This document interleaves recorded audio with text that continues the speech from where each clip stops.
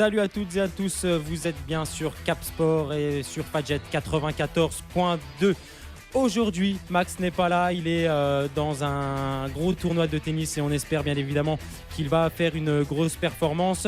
Et donc, pour m'accompagner dans l'émission ce jour, on va commencer par la dame de cette émission.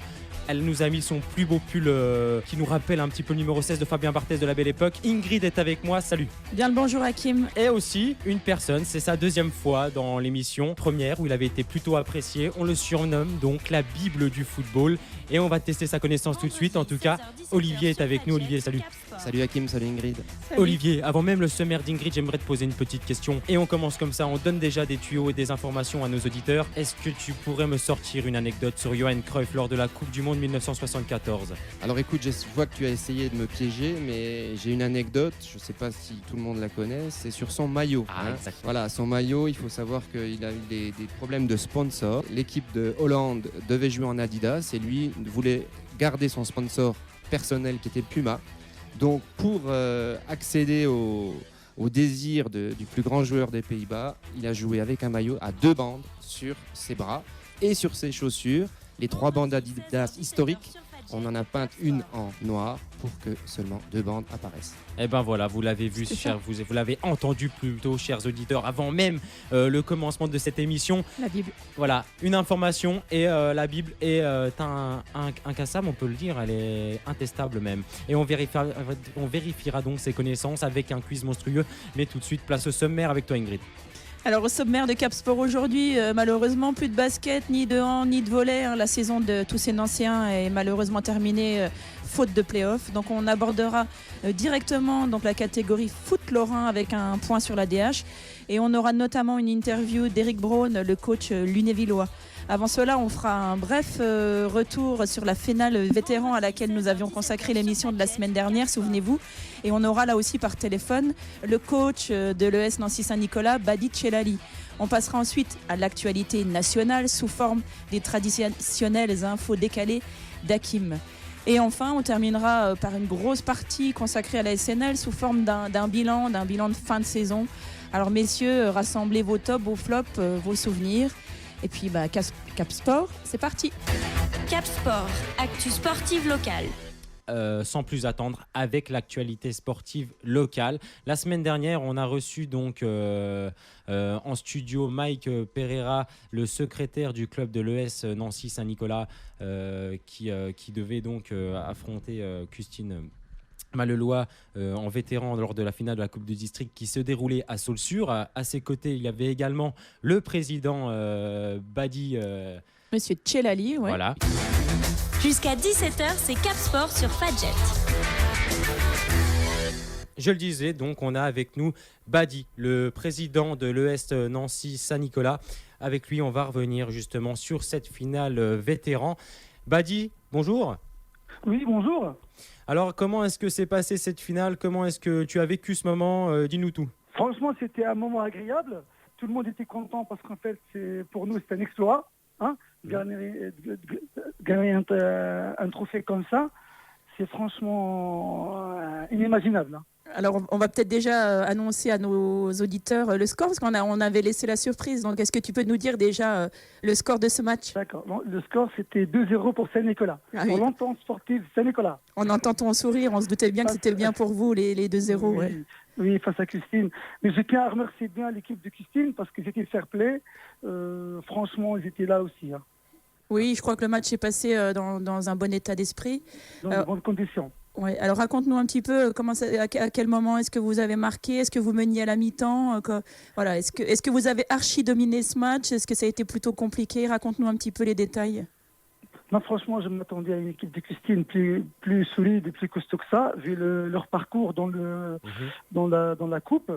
Mais franchement, dès les 5 premières minutes, ils n'étaient pas dedans. Tu les as sentis pas dedans. Vous avez senti ton équipe un petit peu supérieure. Voilà. Techniquement, comme je vous ai dit avant, on était bien en place. On avait un bon milieu de terrain qui récupérait pas mal de balles, et surtout les balles aériennes. Et du coup, à la mi-temps, c'était 1-0 à la mi-temps et 2-0 à la fin du match. D'accord, mais c'est vrai que du côté custinois, eux-mêmes l'ont reconnu, que ça a été un non-match. Ils n'ont pas du tout développé le jeu qu'ils ont l'habitude de développer dans la saison. Ouais. Eux ont été, je crois, débordés par l'événement. Toi, tu y étais au match. Par l'événement et par l'envie. Nous, l'envie, c'était de notre côté. Hein. Oui, je crois surtout. Ouais. Voilà. On vous a senti justement archi motivé à la veille de jouer ce match la semaine dernière. Ça s'est bien retranscrit sur le terrain, puisque Ingrid, toi, tu étais au stade et tu l'as aussi ressenti. Comment est-ce que c'est passé du coup l'après-match? Comment est-ce que vous avez fêté ça? Ah, l'après-match. Là, je vous raconte alors. Alors, ce qui est racontable uniquement. Hein. Non, parce que déjà sur place, nos femmes et nos enfants, ils étaient tous là. Et du coup, on a fêté ça juste devant le stade. Comme je vous ai dit avant, on a ramené du gâteau, du boisson et tout. Et le soir même, on a un bar, on s'est réunis souvent le Black Baron à Raymond Désert. Et du coup, on a fêté ça sur place. Dimanche aussi soir, pareil, c'était la fête. Vous pouvez voir tout ça, les photos sur la page Facebook de l'équipe. Un rappel que vous avez une page Facebook justement où on a pu suivre un petit peu cette épopée pour ceux qui n'ont pas Facebook ou qui ne vous ont encore pas comme amis. Voilà, n'hésitez pas à rejoindre cette page.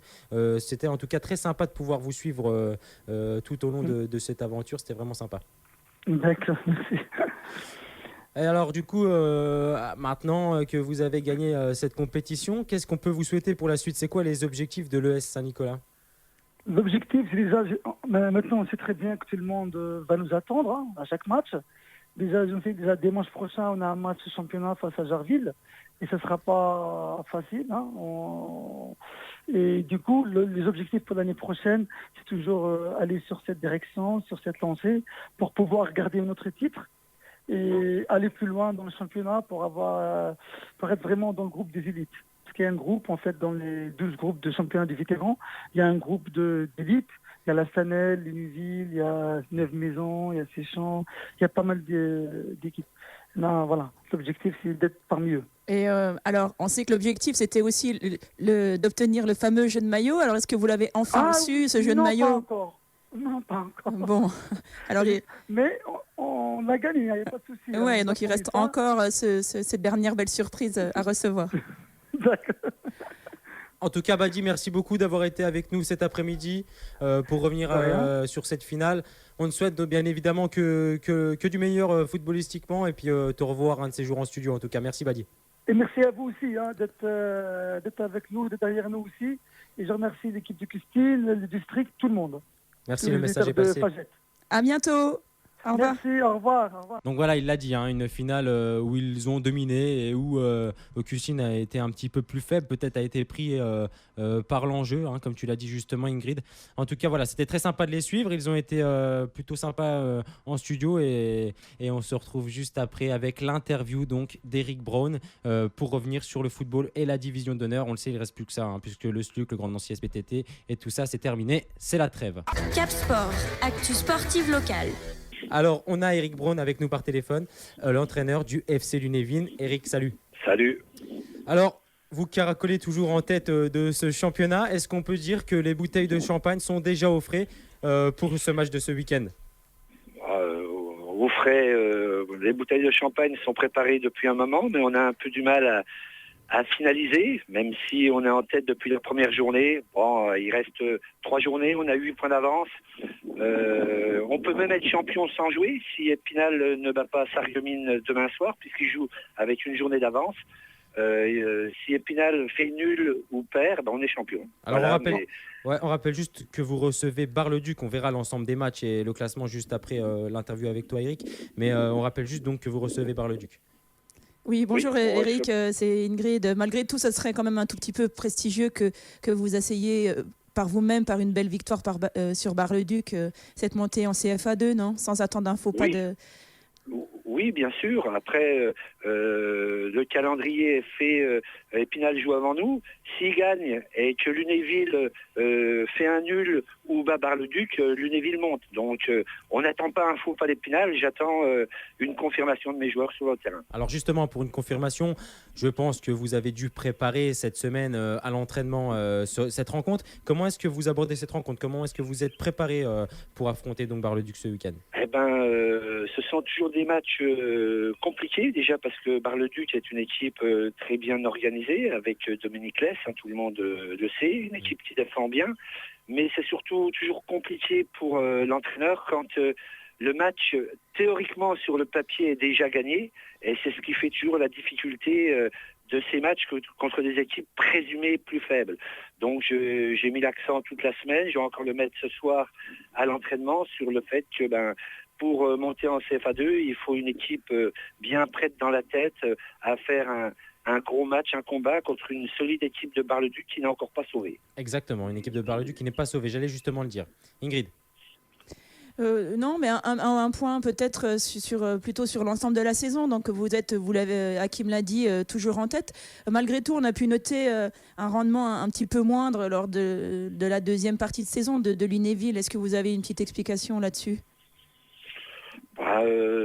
C'est compliqué déjà toutes les semaines d'être attendu, d'avoir des équipes qui ne font que défendre contre nous.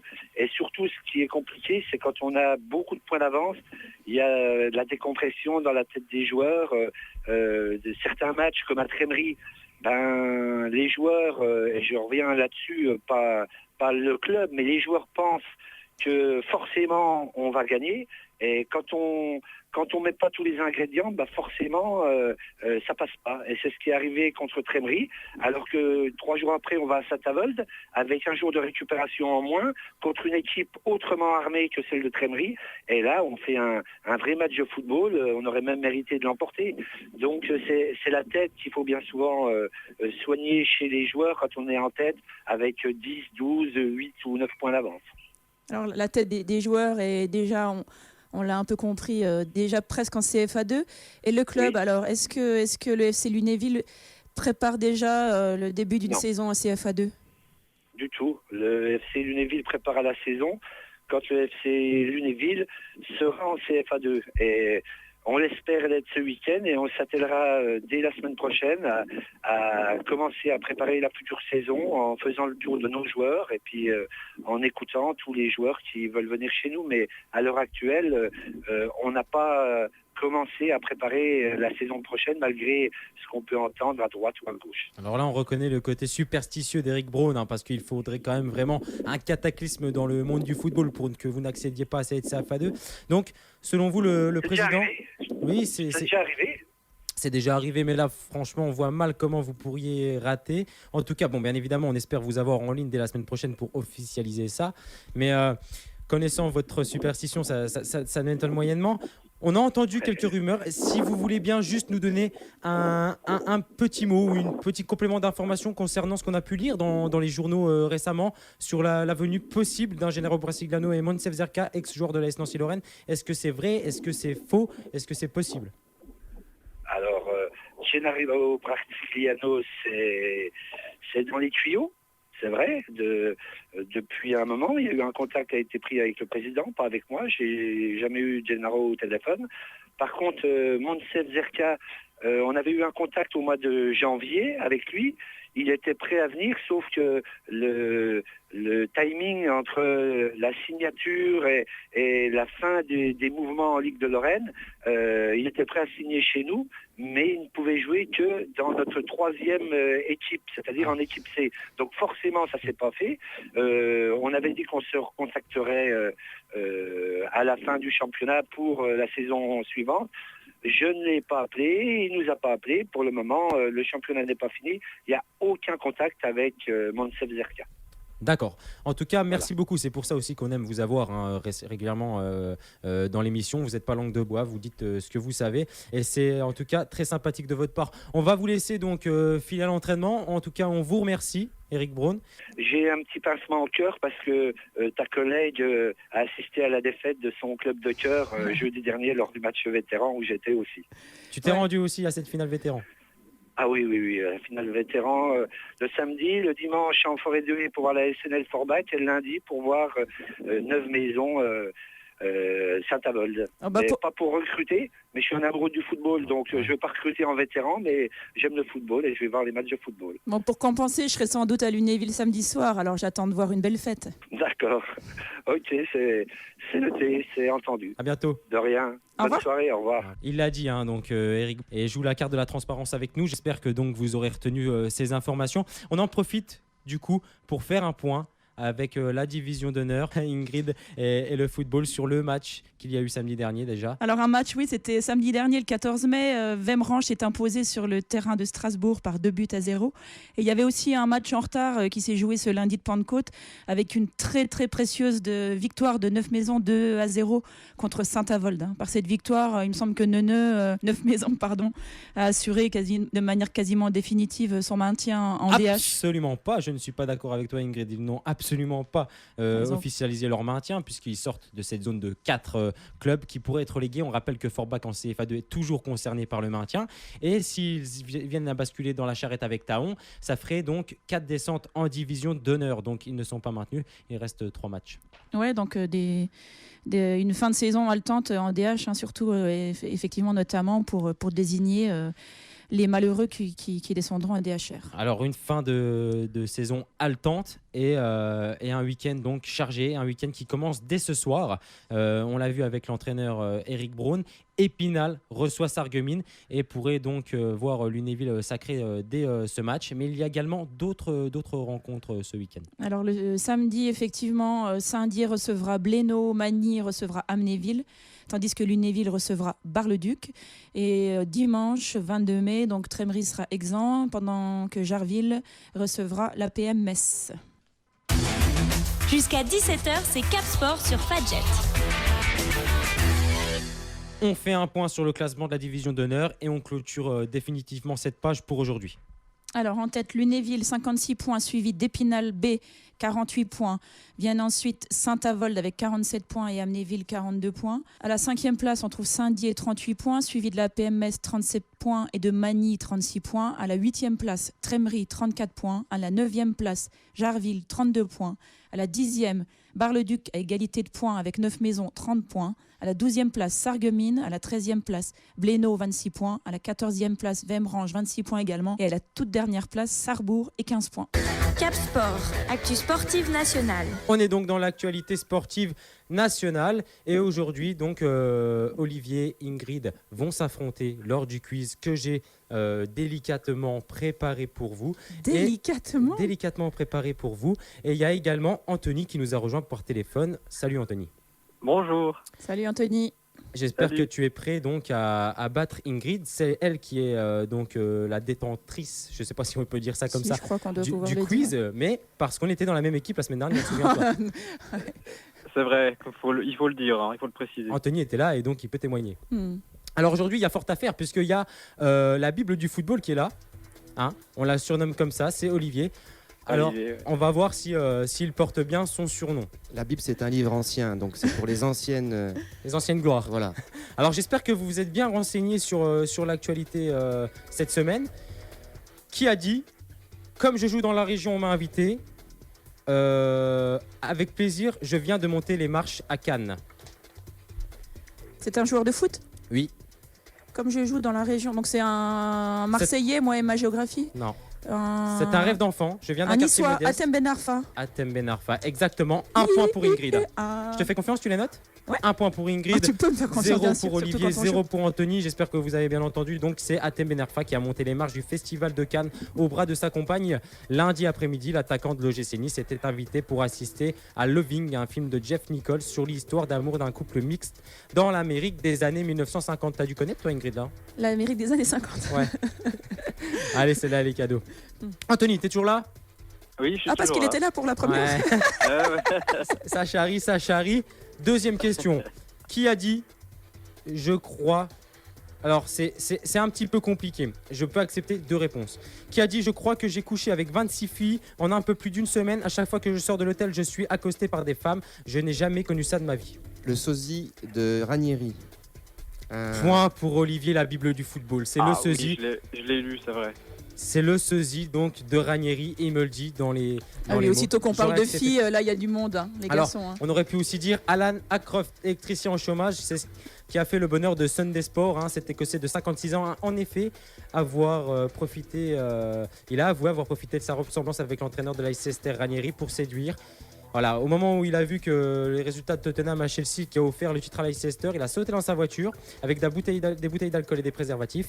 Et voilà, il savait que ça pouvait être la chance de sa vie. Et il s'avère qu'il a enchaîné quand même 26 conquêtes. C'est Et énorme. toi, Hakim, tu profites pas de ta ressemblance avec Ribéry Ah, franchement, là, je m'y attendais pas. Ça se fait pas. J'ai cru que tu aurais choisi le plus beau quand même. Non, mais écoute, j'ai choisi celui qui semblait le plus proche. Cristiano, plus. Ouais. Un point partout entre Olivier et Ingrid. Et Anthony, donc, qui est au bout du fil, est à 0. Mais je sens que sur cette question, il va se refaire. Troisième question. Si je vous dis Maurizio Pugliese, Oui. Et donc, qu'est-ce que vous inspire? on dit bravo. C'est un footeux Oui, Maurizio, répète s'il te plaît. Maurizio Pugliese. Donc c'est quelqu'un qu'on connaît sous un autre nom. Tellement bien. Sous un. Non, Alors c'est un quoi? C'est un Italien c'est un foot. Oui, italien. qui a fait parler de lui cette semaine. Ouais. Pourquoi est-ce qu'il a fait parler de lui? Alors c'est un joueur professionnel Oui, qui joue en Liga italienne. oui. Justement, ça concerne ça. Alors est-ce qu'on parle de la finale de la Coupe Non. UEFA Non, non, non, Non, non, non. Est-ce qu'il vient de signer dans un nouveau club? C'est pas tout à fait ça. Est-ce qu'on parle de transfert? Non. De salaire? Il y a une petite phrase qui va avec Maurizio Pugliese. Il n'est jamais trop tard pour bien faire. Ça doit vous aiguiller. Il a marqué son premier but. Non. Il a un certain âge du coup aussi. Oui. Hein. Il vient de signer un premier contrat pro. Plus précis. Première apparition en championnat. Première apparition en championnat. C'est difficile. Anthony a un petit peu aiguillé Olivier, mais c'est Olivier qui marque le point. Il a fait sa première apparition en championnat à presque 40 ans à l'occasion d'un match de la 38e et dernière journée contre le Torino. Alors 12e du championnat et n'ayant plus rien à gagner ni à perdre cette saison, l'entraîneur d'Empoli avait annoncé jeudi qu'il offrira à son gardien remplaçant cette consécration c'est un finalement, gardien. puisque né en décembre 76, il est donc devenu dimanche, à 39 ans et 5 mois pour être exact, le joueur le plus âgé à faire ses débuts en championnat d'Italie. Alors, Ingrid, t'étais où là? Ah bah là j'étais à des lieux de la réponse. Hein. Donc voilà, il a dit que c'était un sentiment magnifique et en tout cas, il a bien profité de cet instant. Sachant qu'il avait fait toute sa carrière donc en série B et en série C jusque-là à Pise et Rimini. Donc voilà, une belle consécration pour un joueur qui a été professionnel toute sa carrière mais qui vient seulement de découvrir la Serie A. 2 points pour Olivier, 1 point pour Ingrid, 0 pour Anthony. 4e question. Et celle-ci, je pense que ça peut aller vite si vous avez lu l'actualité. Si je vous dis 31 644 spectateurs, ça concerne quoi? C'est le stade de Manchester là qui a été évacué Non, pour une à alerte à la bombe. Et où on est en France? Non. En Angleterre? Non. En Espagne? Non. Répète voir s'il te plaît. 31 644 spectateurs. C'est un record. On parle d'un match de l'Euro, non? Non. On n'est pas en France, t'as dit? Hein? Non, On est pas en France. Allemagne? On est en Allemagne. Dortmund? Non. Bayern de Munich? Non. J'accepte plusieurs réponses. Celui qui se rapprochera le plus de ce que signifie 31 644 spectateurs et qui est un record. C'est un donc, nombre en de Allemagne. spectateurs dans un stade? Ah, En Ligue 2. c'est le En nombre deuxième d'abonnés. C'est le nombre d'abonnés d'un club d'Allemagne? Non, c'est le, pas un nombre d'abonnés. c'est le nombre de spectateurs qui se sont, C'est le nombre de spectateurs qui se sont déplacés? déplacés dans un stade pour voir un match. Qui se sont déplacés dans un stade pour Dans voir une un seule match. tribune. Non, dans un stade complet. Mais c'est particulier. 31 644 spectateurs, c'est un record. Pourquoi? En Allemagne. C'est le total des affluences à Saint-Symphorien cette saison? Ouh, le petit tacle bien glissé, Ça, d'Ingrid. c'est méchant. Ça, c'est méchant. Non. C'est pas ça. Non. Alors, Alors, c'était pour fêter un titre. c'est le titre du Bayern de Munich. C'est quand ils Non. sont. Si. Non. J'ai vu Ribéry qui chantait là. Vous C'était avez pour, vu ça? donc c'était pour fêter un titre et c'était donc la 38e journée. C'était à domicile et c'était donc l'équipe des joueurs du Dynamo Dresde. Et la particularité, c'est que c'est un club de... Allemagne de l'Est. Ancienne Non. Allemagne de l'Est. C'est un club... Troisième division. Bien joué Anthony, je t'ai bien orienté, il est pour toi, il est cadeau. 1 point pour Anthony. C'est un club de 3e division, juste pour que vous représentiez là, vous en face de moi, Ingrid. Anthony, il est en C'est train de quand même chercher si sur Internet. En national, comme si on avait 31 000 spectateurs, alors qu'il doit y avoir à peu près 1000 spectateurs et encore lors des grosses affluences. C'est à Strasbourg aussi où ils battent des records d'affluence. Ouais, toutes mais les sauf que semaines, là, on est en Allemagne et en 3e division. C'est Ouais. pour prouver aussi ce côté. Toi, Anthony, t'es fan un petit peu de l'Allemagne en plus de la Bundesliga. Toi, tu dois apprécier que de voir autant de spectateurs dans ces stades. Oui, c'est vraiment, ils ont une ferveur, c'est une grande ferveur pour à tous les matchs de foot. Donc, Et c'est vraiment super, super ambiance. Toujours bon ami, même avec les adversaires. C'est vraiment bien. Justement, les adversaires du tour étaient gros à part et se sont imposés donc 2-1 pour bien fêter ça. Donc 2 points pour Olivier, 1 point pour Ingrid, 1 point pour Anthony. Tout est encore possible. Ouais. Vous savez, c'est bientôt l'Euro. Oui. Vous êtes, j'espère, au courant. Ouais. On n'est plus qu'à une poignée donc, de jours. Et on va terminer ce quiz donc, sur des questions qui, bien évidemment, concernent l'Euro. Est-ce que vous pouvez me dire quelle équipe, ça va aller vite, détient l'Euro 2012? Allemagne. L'Espagne. L'Espagne, Anthony. Non, Anthony revient, refait surface. C'est l'Espagne, bien sûr, qui s'est imposé contre l'Italie 4-0, Ingrid.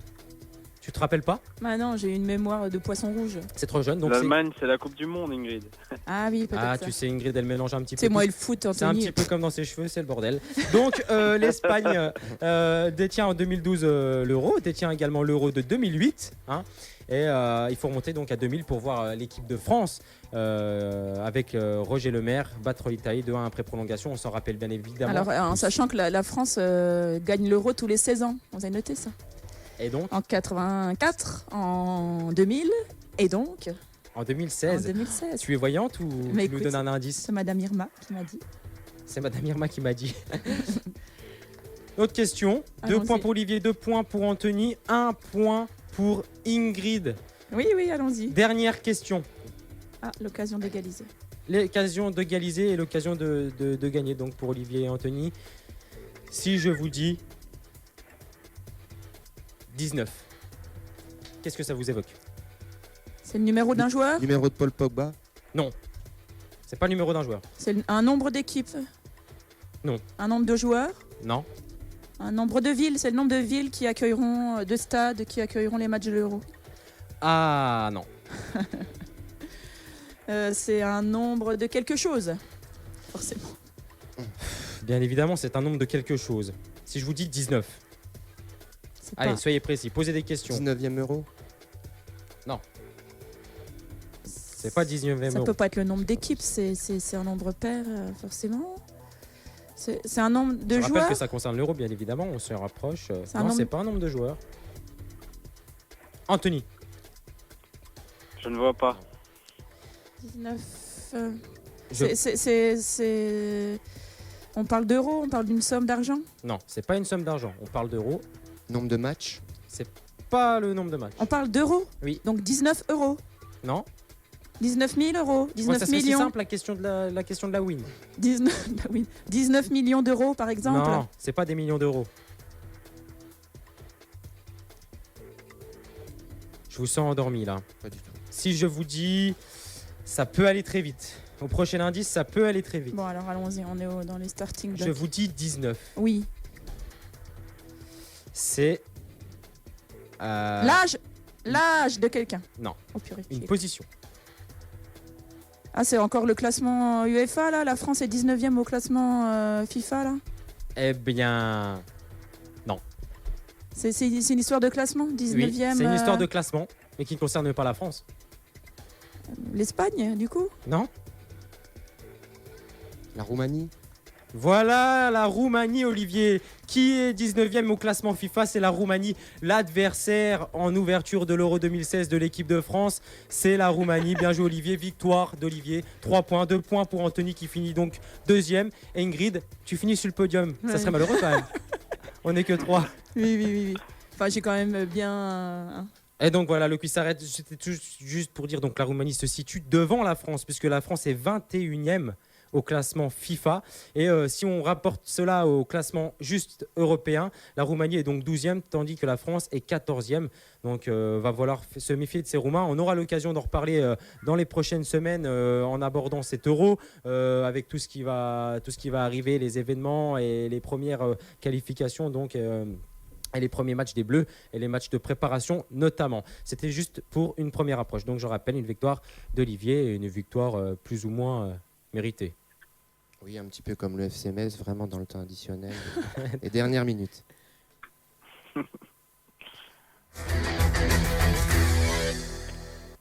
L'avant-match de l'ASNL. On attaque donc la partie sur l'AS Nancy-Lorraine, une grosse partie où Anthony, tu veux rester avec nous d'ailleurs, si tu as encore un petit peu de temps, tu peux rester avec nous. Oui. Ingrid s'est chargée de cette mission et nous a demandé de préparer nos tops, nos flops de cette saison concernant l'AS Nancy-Lorraine, mais également le joueur plus, le joueur moins, le tournant de la saison et le but de la saison. Alors toi, Anthony, qui n'était pas au courant de ça, on va te laisser un petit peu réfléchir si tu veux bien.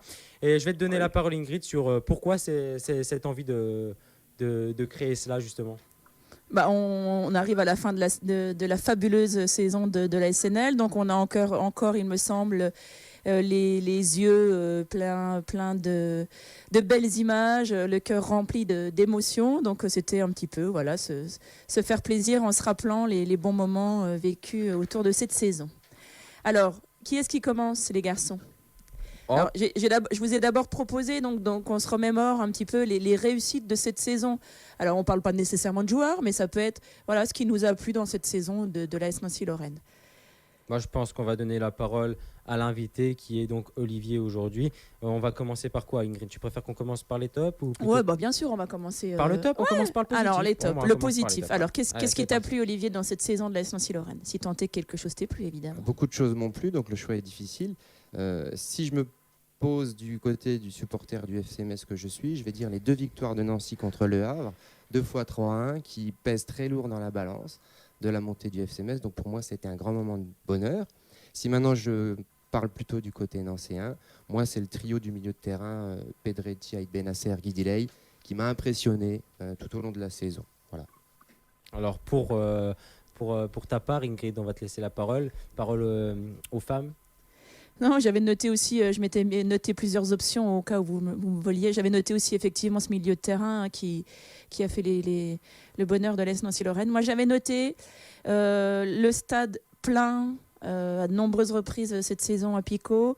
Et puis surtout, ces ultras de plus en plus nombreux et qui parviennent de plus en plus à entraîner avec eux une partie des tribunes. Je trouve que c'est de bon augure. Pour la saison de Ligue 1 qui arrive. Je trouve que l'ambiance est vraiment de plus en plus belle à Picaud. Il y a les rituels avec les joueurs qui commencent à s'installer. Alors c'est sûr qu'il faudra gagner en Ligue 1 pour que ça continue. Ouais, mais j'ai eu l'impression qu'en cette fin de saison qu'il y avait un vrai public, une vraie chose qui était en train de naître à Nancy. Alors moi, pour ma part, Anthony, tu as eu le temps de réfléchir ?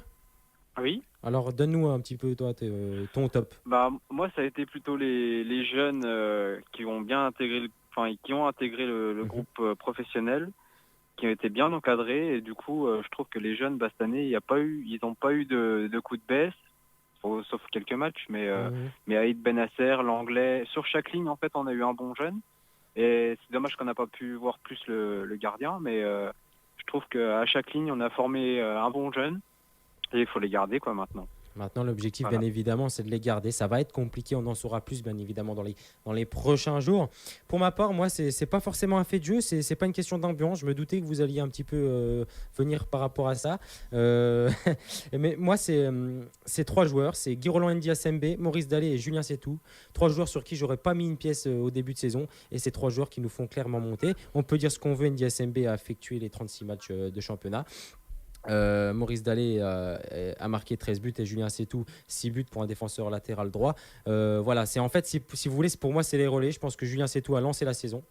Après, je pense que Maurice Dallet a pris le relais lorsque c'était délicat en hiver.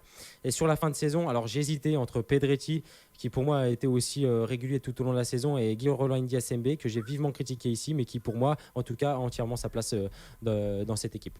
Non, quelque chose à me contredire, Ingrid, ou pas? Ah non, tout à fait, mais j'aurais mis ça dans la catégorie joueur. Non, parce que joueur, on peut y en avoir un en particulier. Et j'avais noté aussi le scénario de la saison, hein, où à chaque fois que Nancy a trébuché, les adversaires ont fait quasiment la même chose. Les fois où Nancy a égalisé dans les arrêts de jeu, très vite on a senti ici, on l'a souvent dit que c'était beaucoup de signes positifs. Toi tu parlais de la chance du champion, c'est vrai que tout au long de la saison on a senti qu'elle était pour nous cette saison, je crois. Ouais, il y a des fois je où dis ça parce qu'on y est.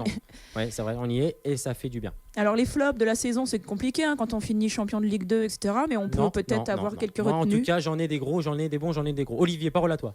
Moi aussi, j'en ai un. Et moi, je peux le dire d'abord. Allez, Alors, vas-y, moi, commence. Alors. Allez, vas-y. C'est Derby là, qui nous reste bien en travers de la gorge, que ce soit Saint-Symphorien.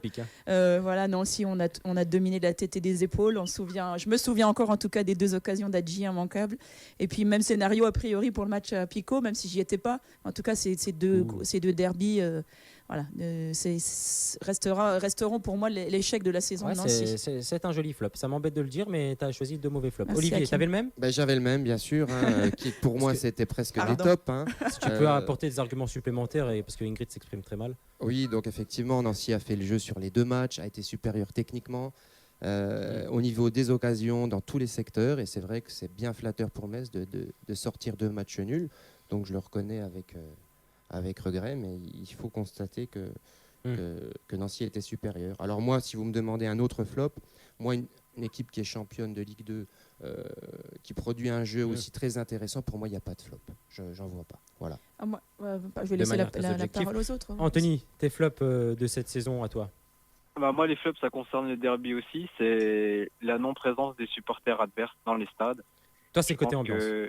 Côté ambiance, ouais, je pense que ça aurait apporté un plus. Et peut-être qu'on aurait vu plus de buts. Ça aurait peut-être on en a déjà vu pas mal, mais ça aurait peut-être plus poussé, ouais. Un match des supporters, ça aurait été pas mal. Et le flop aussi, pour moi, le terrain synthétique à Nancy. Et je pense que ça y est, il faut arrêter le terrain synthétique. On a mis du temps, on s'y est habitué. Je pense que ça nous a permis de rapporter des points sur certains matchs. Mais je ne vais pas te contredire là-dessus, puisque je suis moi-même un fervent défenseur des belles pelouses vertes, sachant qu'à Nancy, à Marseille-Picot, il y avait une sacrée pelouse en plus à la belle époque. Tu avais bien connu en plus, Ingrid. C'est vrai. Tout à fait. Donc moi, mes flops, vous les attendez tous. Avec et impatience. je suis surpris, parce que vous êtes les 3, plus ou moins que derby, que ce soit ambiance, terrain et tout. Mais il n'y en a pas un de vous qui a cité les parcours en coupe. Pour moi, c'est un vrai flop, que ce soit en Coupe de France ou en Coupe de la Ligue. Ça fait maintenant quelques saisons que la S Nancy-Lorraine ne fait plus rêver, que ce soit sur un point Coupe de la Ligue, Coupe de France. C'est vraiment dommage. Bien que Nancy n'ait jamais été trop une équipe de coupe finalement. Mais pour moi, c'est vraiment un gros flop. Alors, on rappelle qu'à Sochaux, pour la Coupe de France au 8e tour, aux prolongations, après une belle occasion de Buzyn, c'est Sochaux qui avait ouvert le score et on avait galéré pour revenir, on n'y était pas réussi. Et au 2e tour de la Coupe de la Ligue, à Bourg-en-Bresse, 5-4 au tir au but, c'était donc pour moi un désolant spectacle. Donc pour moi, le flop de cette saison et des dernières saisons, c'est vraiment les parcours en coupe. Ingrid Tutik, ça fait partie de ton quiz. Ça faisait partie de mon quiz. Non, j'avais noté aussi un petit flop. Moi, mais ça m'était personnel. Enfin, un flop, ça a été aussi la vente de Rémi Walter. Alors évidemment, il a rapporté beaucoup d'argent, mais je pense que c'est un joueur qui était pétri de talent et qu'on n'a pas vu s'exprimer, parce qu'il a souvent été relégué au rang de remplaçant, sans doute suite à son transfert avorté pendant l'été. Pour moi, voilà, c'est un regret de ne pas l'avoir vu s'exprimer un tout petit peu plus à Marseille-Picot. On fait une courte pause et après cette courte pause musicale, Ingrid nous a préparé donc un joli quiz concernant l'AS Nancy-Lorraine et oui. Non. L'avant-match de l'ASNL. On est toujours plus ou moins dans l'avant-match de l'AS Nancy-Lorraine. Bien évidemment, le jingle est un petit peu faux puisque le championnat est terminé. On monte en Ligue 1, tout est super, sauf le pull d'Ingrid. On va juste revenir sur cette proposition intéressante qu'elle avait faite concernant les tournois de la saison, les buts. Alors, je vous avais proposé de sortir un joueur de ce groupe. Alors évidemment, c'est compliqué. On a dit que souvent cette équipe était vraiment très complémentaire. Mais je vous demande d'en sortir un et un seul. Olivier, parole à toi. Alors moi, froidement, ça sera Maurice Dallet. But plus passe décisive, c'est clairement lui qui a été le détonateur. Tu nous as dit Maurice Dallet. Donc, c'est froidement analysé. C'est pas le cœur qui parle, mais c'est la raison. Ingrid. Moi, j'avais noté Dallé aussi. Alors, c'est comme tu dis, hein, c'est facile, meilleur buteur, 4 passes décisives, etc. Mais c'est surtout parce qu'il a un état d'esprit exemplaire à mon goût. Et puis qu'il a été à un moment sifflé à Marcel Picot et qu'il a vraiment fini par conquérir ce public qui était assez sceptique au départ. Voilà, j'adore ce joueur. Anthony, est-ce que toi, tu as un joueur à sortir du lot de ce collectif? C'est un exercice difficile, autre que Maurice Dallé? Oui, moi c'est Muratori pour sa combativité, pareil, il est toujours Et là, je te remercie exemplaire. Et là, je te Et remercie voilà. pas, tu me l'as volé. Alors justement, oui, j'avais la même idée que toi. C'est un joueur qui a été très utilisé par Pablo Correa, hein, 33 matchs, toujours exemplaire. Il a eu le brassard à un moment dans la saison. Il est toujours en quête de son premier but, mais bon, c'est pas ce qu'on lui demande principalement. C'est quelqu'un qui travaille énormément dans l'ombre. C'est pas le genre de joueur qu'on remarque, mais en tout cas, c'est le joueur qui est extrêmement important dans un collectif. Tu l'as souligné, hein, vous l'avez souligné, Olivier Ingrid, Maurice Dallé, c'est très important, bien sûr, mais il faut pas oublier qu'au final. Il concrétise tout le travail d'une équipe et d'un groupe et qui part donc de derrière. Anthony, on a le même joueur, c'est bien, on a une bonne vision du football, je trouve, tous les deux. Alors après, ça veut dire qu'à nous 4, on a quand même exclu Pedretti, Aïd Benasser, Hadji. En même temps, voilà. c'est toi qui nous demandes cet exercice. Oui, non, mais bien sûr, non, mais c'est pour dire qu'on en met de côté, mais qui aurait mérité tout autant. Bien évidemment, on est d'accord pour dire que c'est un collectif. Alors, est-ce que vous sauriez me dire un joueur moins pour le coup? Compliqué? Non. Non. Moi, j'ai un joueur vraiment moins. Moi aussi, oui. Alors, je vais prendre la parole avant qu'on me le pique. Pour moi, le joueur vraiment moins, c'est Karim Koulibaly. C'est le joueur qu'on attendait C'est le vraiment joueur juste à absent. Pico. C'est un petit peu le joueur, alors à un degré, à plusieurs degrés, même moins fort qu'Atem Ben Arfa, mais c'est le genre de joueur pour lequel on se rend dans un stade de foot. C'est le genre de joueur qui fait du spectacle, qui dribble, qui centre, qui frappe, et c'est le genre de joueur qui, après donc 9 matchs en tant que titulaire, n'a rien montré. Après, il a eu une période sur le banc, il n'a rien montré. Je crois qu'il doit être à un but, et encore, il est détourné. Bon, je crois qu'il est important, je ne sais plus si c'était où à l'extérieur. Enfin bref, Karim Koulibaly, c'est le genre de joueur pour lequel on se rend au stade et pour voir du spectacle. Et en tout cas, il était aux abonnés absents dans cette montée en Ligue 1. Il a enchaîné les blessures aussi et surtout Non. à sa décharge, non? Non, au début de saison, il est en pleine forme. Et il a été relayé sur le banc par un très bon d'ailleurs Loïc Puot. Oui, moi je pensais aussi à Buzyn, qui est un jeune C'est un flop joueur. pour toi?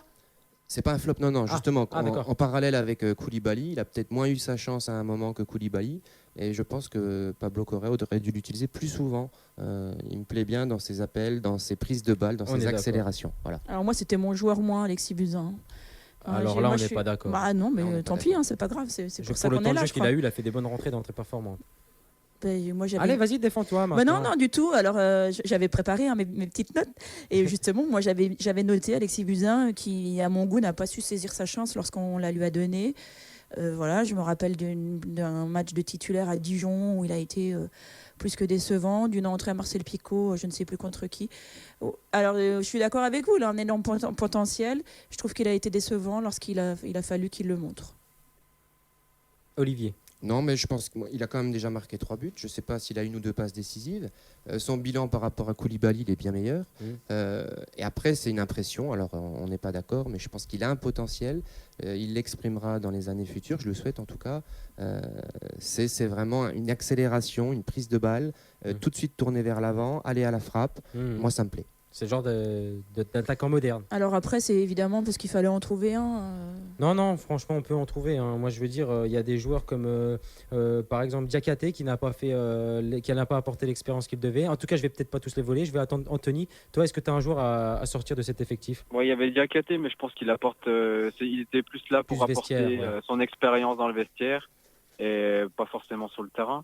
Mais moi, c'est Puyol en fait. Je pense c'est quand même un des meilleurs buteurs de la SN, des meilleurs passeurs, pardon. Mais dans le jeu, je pense qu'il pourrait apporter plus. Et bon, il n'a pas la vitesse, mais je sais pas. Ou alors il est mal positionné sur le terrain peut-être, parce qu'on disait que c'était un milieu offensif. Mais il a été mis sur le côté. Alors peut-être que dans l'acte, il apporterait plus. Parce que justement, il a un pied gauche qui distribue des bonnes passes. Donc derrière les attaquants, il faudrait le voir. Ouais. Non, c'est vrai, tu as raison. Alors bon, c'est vrai que c'est difficile de s'adapter à un nouveau schéma de jeu. Faudra lui laisser le temps et voir ce que ça donne en Ligue 1. Mais c'est pas le premier auquel j'aurais pensé, mais pourquoi pas. Ingrid, on continue, on enchaîne. Alors on enchaîne. Alors je vous avais demandé ensuite quel a été pour vous et selon vous le tournant de cette saison, le ou les tournants de cette saison. Alors moi si je peux commencer les garçons. J'avais noté le match Nancy-Paris FC pour le compte de la 27e journée. Nancy est mené 2-0, on s'en souvient. Alors l'arbitre nous a bien aidé sur ce coup-là en réduisant donc les Parisiens à 9. Et puis donc je me rappelle de ce but d'Adji dans les toutes dernières minutes alors qu'il venait de rentrer et qui nous a tous fait exulter à Marcel Picot. Alors il est important parce que c'était une période où Nancy était un peu moins bien et on aurait pu se mettre à douter vraiment sérieusement en cas d'échec ce jour-là, il me semble. Olivier, toi, un tournant de la saison. J'en vois pas un, j'en vois un groupe, c'est-à-dire les confrontations directes contre les grosses équipes. Et à chaque fois, Nancy a répondu présent sur des scores souvent de 1-0.